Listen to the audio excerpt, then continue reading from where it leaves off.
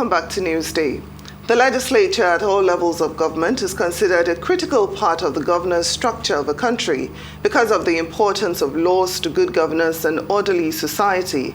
As Nigerians prepare to vote in a new president on February the 25th, they're expected to simultaneously vote for new members of the House of Representatives and the Senate.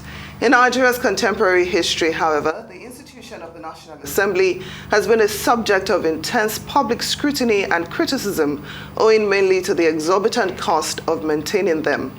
Anthony Agbazuere is the People's Democratic Party's House of Representatives candidate for Isiala Ngwa North and South Federal Constituency in Abia State. He joins us now to have a quick conversation. Thank you so much for joining us on Newsday and welcome to the program. Thank you very much, my sister. Thank you very much, Tokwe. Well, you're seeking to be the House of Reps member for Isiala Ngwa North and South Federal Constituency in Abia State. Can you tell us why you're seeking this position and how your campaign is going so far? Thank you very much. My campaign is moving very well. I am really getting the kind of positive reactions I expect. I have even moved from the ward level. I am now having town hall meetings with communities, traditional rulers, prime ministers, president generals, then their cabinet and entire people in the community, and again, getting to know what they need, their needs, so that it won't be when I get there, I'll begin to spend time again to find out that. Now, I want to be a lawmaker. I want to go to the House of Representatives to help make better laws for Nigeria. Honestly, the way things are going in Nigeria, it is really not the best so far from the angle of lawmaking. It is important to place on record that of all the three organs of government, the legislature is the most important, because whatever the judiciary does, whatever the courts do, it is only there to interpret laws as made by the lawmaker. Whatever the executive does is only there, they're only there to execute laws, implement laws as made by the lawmaker. So when you get the wrong person to make laws for you, then that is the beginning of the trouble of that society. If you look at sections 65, 106, 131, and 177 of Nigerian Constitution, it has spelled out the qualifications for those who are to be lawmakers in Nigeria. Section 65 is talking about that of National Assembly members, Senate and House of Reps. Section 106 is talking about the House of Assemblies candidates. Then 131 is for president, 177 is for the governors. You discover that they said the minimum qualification is a school certificate. And if you go to the Constitution, you discover that the interpretative aspect of that Constitution, Section 318, has defined school certificate in a very unfortunate manner to include anybody who holds a first school leaving certificate and then has gone to maybe a workshop, say for 1 year, acceptable by INEC. It also includes anything at all that INEC accepts. So that is most unfortunate. And it's only in Nigeria that you see that type of definition.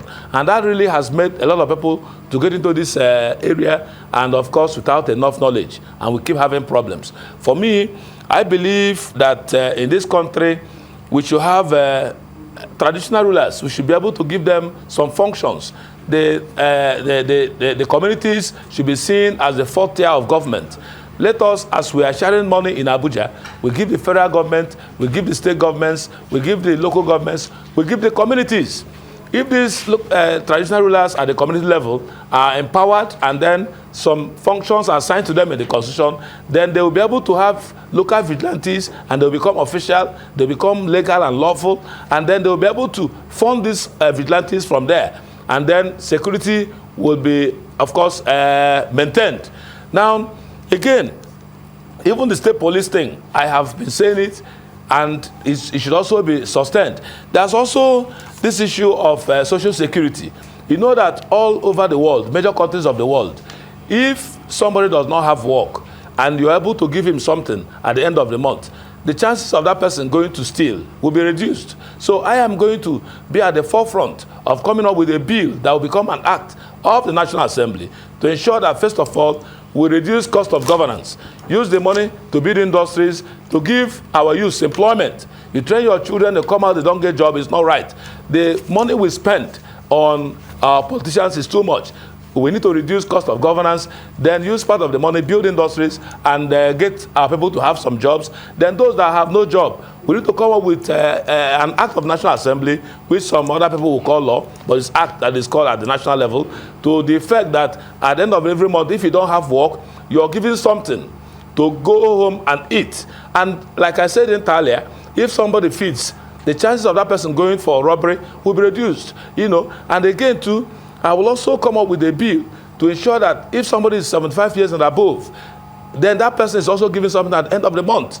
Then I also intend to ensure that anybody who is an employer of labor, whether you get your money from allocation or from IGR, at the end of the month, before you spend kobo, you should be able to pay salaries. If you don't do that, you go to jail for 6 months.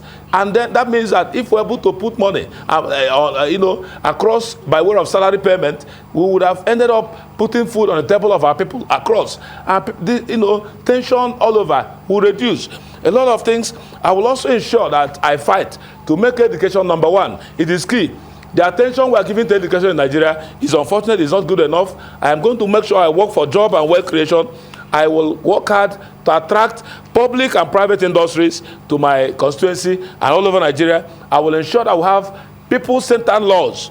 And of course, I will work towards accountability, being accountable, and again, being transparent. And when I talk about people-centered laws, it really captures virtually everything. You will agree with me that some of the laws that we end up having in Nigeria are not quite good.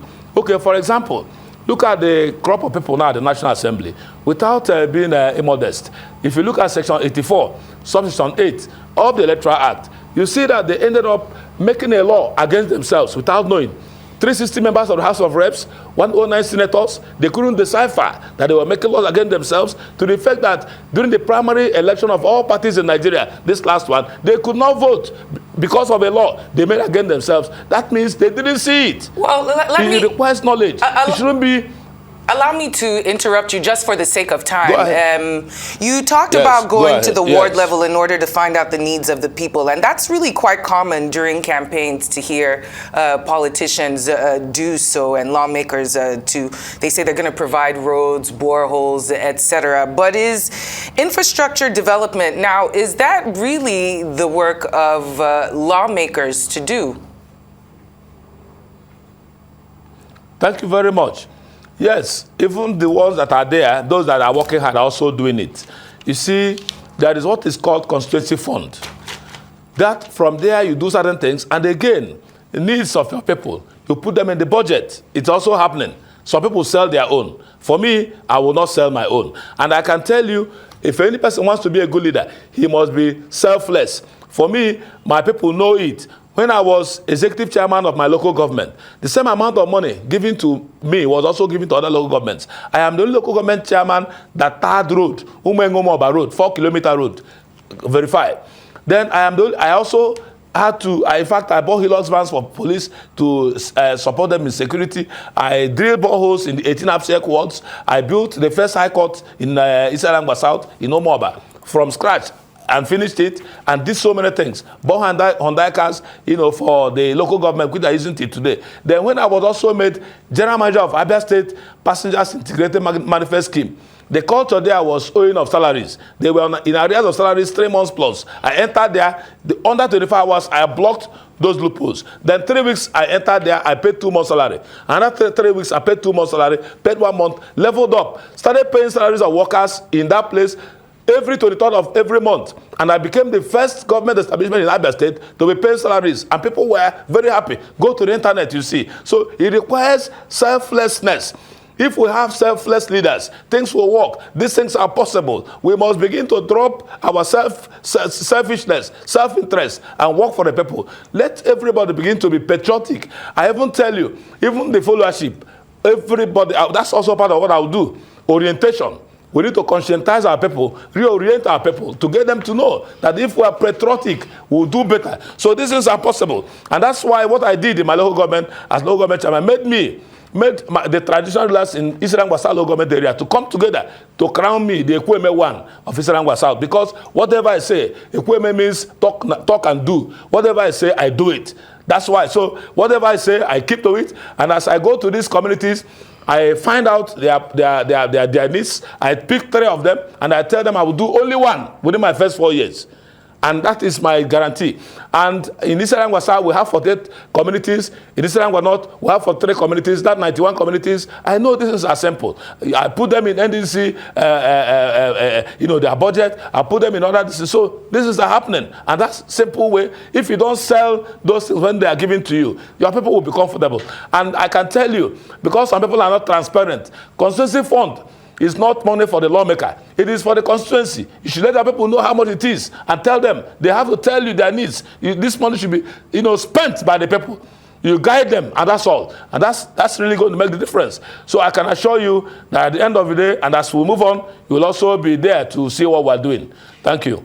Now, some people have accused the legislature of caging democracy in Nigeria. Democracy as practice now, it's partisan, or some people will say it's just about party politics. So what will you do to challenge the status quo you voted into office, or will it be same of the same? Thank you very much. In the first place, I've always told people anywhere I find myself, the moment you are elected, you are no longer a party person, per se. You won't forget your party, but you're now for the people. For example, if a governor is elected under any platform, you don't become governor for that party alone. You become governor for everybody. So I'm going to make that difference to be representative for everybody. I've always been doing that, even in my smaller way. This time I'll do the same thing. And again, somebody is saying that the legislature or legislators are caging democracy. Well, to some extent, I will say yes and no. The point, however, the yes angle will be from the flank that, you see, they have not done enough, like I told you. The no is that they may not have done enough because most of them that go there may not be fully grounded. You cannot get, if you want to carry out an operation on a woman, then you bring an engineer to carry out that operation. You want to commit murder. So when you get a first school living certificate holder who has just gone for a workshop of 1 year, look at section 318. And look at the definition of the interpretation of school certificate. You'll see it there. Who holds only a first school living certificate and has gone for a workshop for only 1 year. Then you come and ask him to make law. What type of law is he going to make? What does he know? When I say that the Constitution is not autonomous, will you understand it? Can that person engage an American congressman? Can that person comprehend the environments of a British parliamentarian? The answer is no. So it is the fault of our Constitution. Our Constitution was not made by the people. It was made by the army.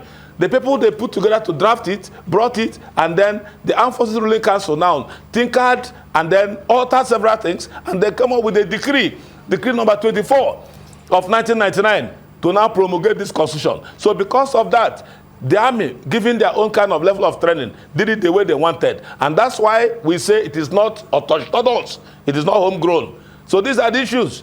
If you get the right people to do the right job, the difference will be clear. And that is the way it is. Thank you very much. And these are the issues. Thank you so much for joining our conversation this afternoon, Professor Anthony Chidi Agbazuere, and best of luck with your elections.